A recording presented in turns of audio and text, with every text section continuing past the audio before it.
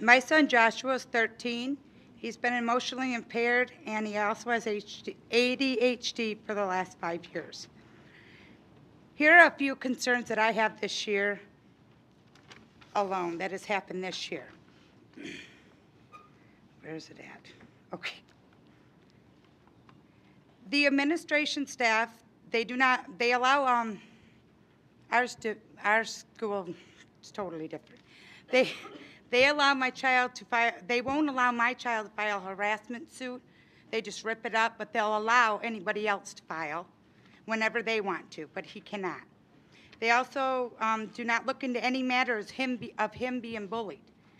But when it comes to other students, they'll look right into it. They'll take care of the needs from, boy, I get nervous when I do this, of others.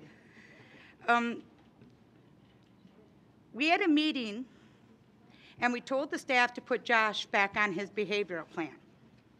They started the plan after his 7th day of suspension this year alone. The plan is to prevent suspensions.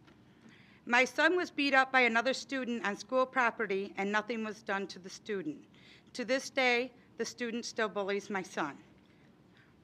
Josh does not want to go to school, but there is no way that I myself can teach him at home.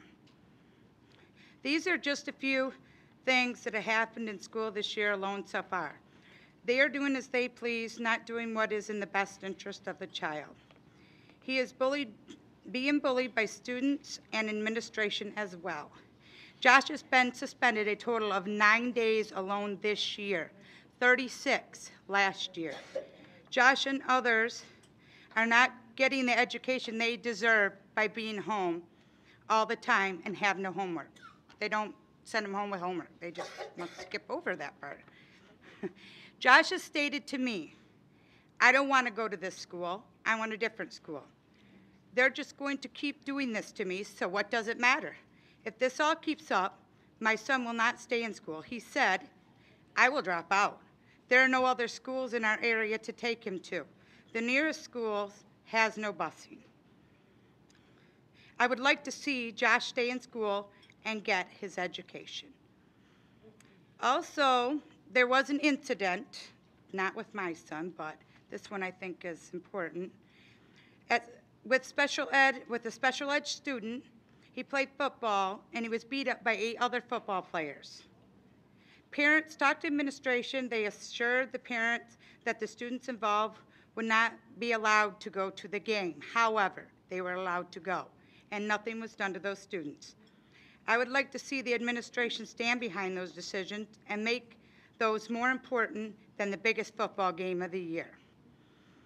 As the policies are right now, the parent needs to file a grievance. Then the grievance goes to the school board. Then they decide what happens. If you disagree, then you can proceed. During this whole long process, the child is still being bullied and harassed by staff and students. For them to suspend a child only takes a phone call home for us, parents, to us. We have to wait for weeks on end for any resolutions. Let's see, what I got wrong? That is why I would like to see the state itself make the policies instead of each individual district being able to set their own policies, because there are no consequences behind it. For suspensions, bullying, nothing, no consequences. Remember, the school board and faculty are friends, so nothing gets resolved. We can get a lawyer, but that costs money for parents that don't have any. Why do we have to go through the long process when they do not have to? Thank you very much.